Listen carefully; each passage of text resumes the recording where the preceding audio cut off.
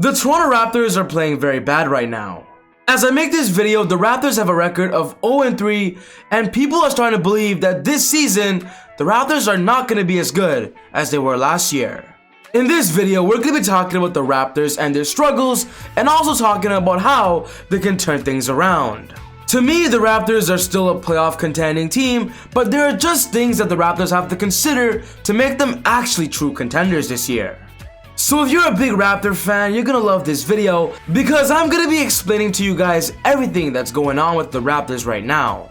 But quickly, before I get on with the video, I just want to say, if you're new to the channel and love basketball, welcome to Easy Buckets. My name is Soom and I make basketball videos every single day, so be sure to hit the subscribe button and click this button right here, the post notification bell, to not miss any of my upcoming videos. If you watched this video and you loved it, be sure to smash that thumbs up button, guys. I would really appreciate it.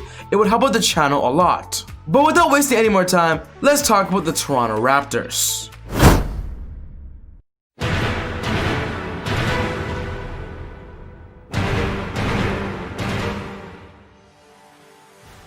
When looking at the Raptors' past 3 games, they were absolutely terrible. The Raptors are currently among 4 teams in the NBA that have not won an NBA game yet. And one thing's for sure, the Raptors being at the bottom right now is not something normal and something we've seen in the past seasons. The Raptors have always been at the top, but right now they're at the bottom with the Detroit Pistons, the Washington Wizards, and the Houston Rockets as teams that have 0 wins. Last season, the Raptors ended up being the 3rd best team in the regular season. They were the 2nd seed in the Eastern Conference. And one thing's for sure, their bad start is definitely a surprise to us. And in this video, I'm going to be explaining to you guys exactly why they're playing bad and where their struggles lie. But the most important thing that I want to put out is what happened to the Raptors in this past offseason, and that was losing Serge Ibaka and losing Marc Gasol. I believe losing Serge Ibaka and Marc Gasol was a big loss for the Raptors, as those two ran the front court for the Raptors when it comes to the starters and when it comes to the bench. What Serge Ibaka and Marc Gasol both brought to the Raptors was an offense and defensive presence. When talking about Marc, he was a defensive anchor as well as a great playmaker, and when talking about Serge, also a defensive anchor, but also a great scorer at the big man position. And with the Raptors losing 2 of their best big men, it's definitely going to be hard for them to adjust. Which moves me to the first point of this video, talking about the Raptors' horrible defense to start off this season. When talking about the Raptors and their identity, defense is what they're known for. They're known to be tough, they're known to grit and grind, they're known to play tough defense. And from what we're seeing so far, we're not seeing the old Toronto Raptors.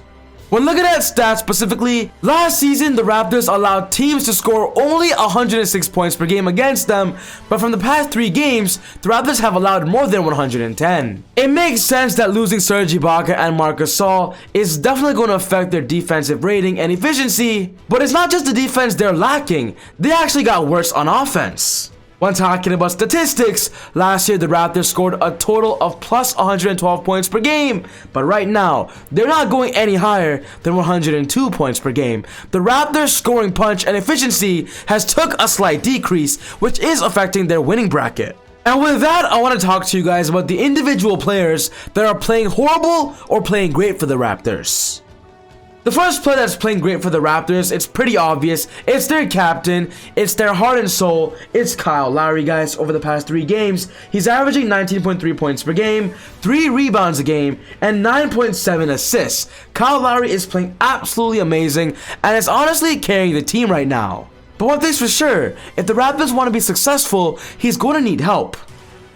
When talking about Fred VanVleet, who's just fresh off a big contract, a 4-year, $85 million one, you expect Fred to, prove to everybody why he's worth that much and just put up great and amazing consistent numbers. But right now, Fred is playing terrible. He's averaging only 14 points per game, shooting a total of 36% at the field goal, and shooting less than 30% behind the 3-point line. The Raptors offense runs through Fred as their point guard, and that's why if the Raptors are going to win, they're going to need Fred to step up to be a playmaker and a facilitator on another level.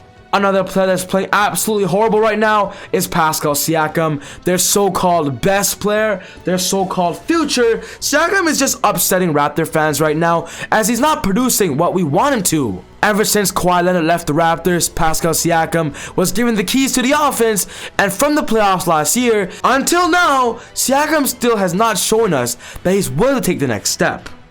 As of right now, he's averaging 18 points per game only and shooting a total of 38% at the field goal. And come on, Siakam, the Raptors expect more. We all expect more. You should be averaging plus 25 points per game.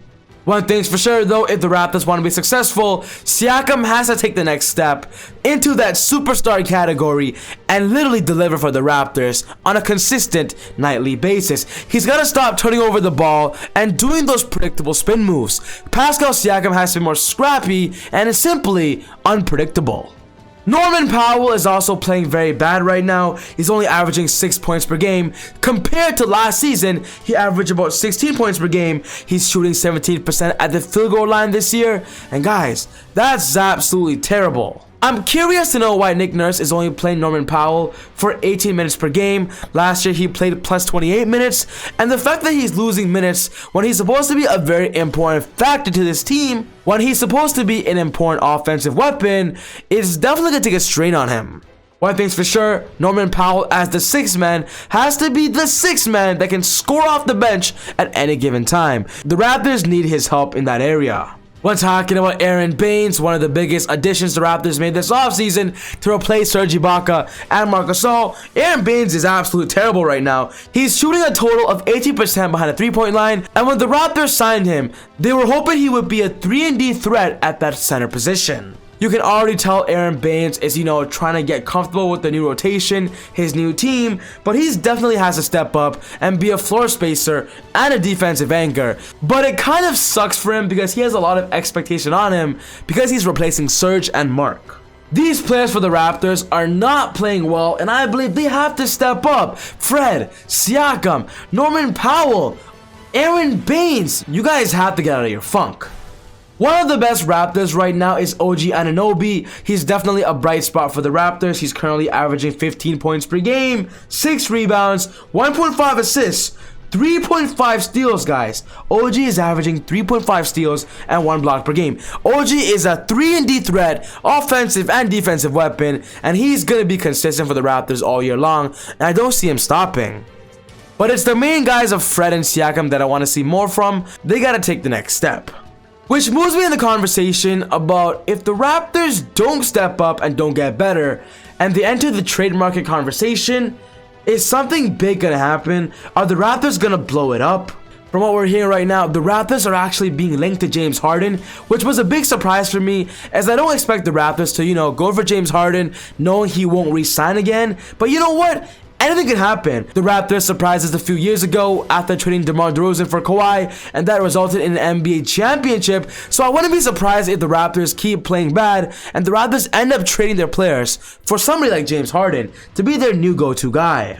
The biggest rumor we're hearing right now regarding James Harden and the Raptors, apparently there's already a trade on the table, which is Pascal Siakam, Norman Powell, and 3 first-round draft picks for James Harden. That's the rumor we're getting right now, and honestly, as a Raptor fan, I don't really like that offer and that trade that's on the table. But honestly, if the Raptors don't get better and they don't get out of their funk, I believe a trade is needed.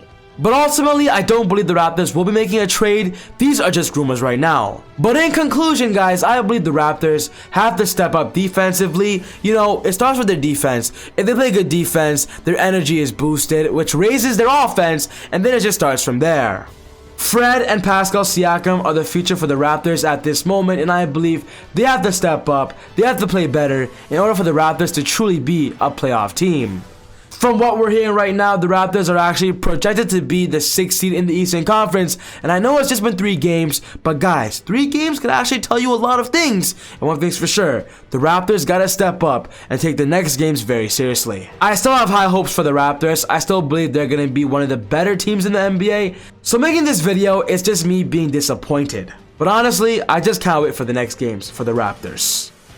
But yeah, guys, that wraps up my video for today about the Toronto Raptors and their struggles. What's most important to me is one of your thoughts. What do you believe the Raptors are struggling with? What do you believe they should do to get better? Put all your knowledge in the comments below. But other than that, take it easy. God bless. And I'll see you all next time on Easy Buckets. Woo!